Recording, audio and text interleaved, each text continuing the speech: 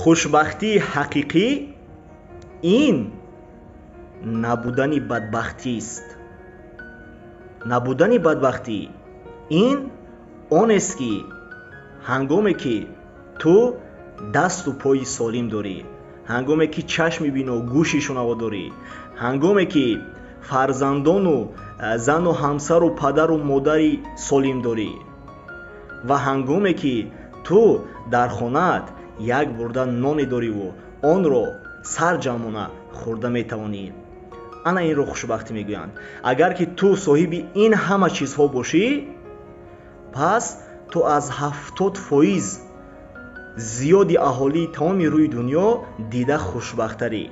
пас ҳеҷ вақт нано, чунки шахсияте ки аз зиндагӣ доим норозӣ аст, ӯ ҳеҷ гоҳ лаззати хушбахтиро чашида наметавонад. саломат бош.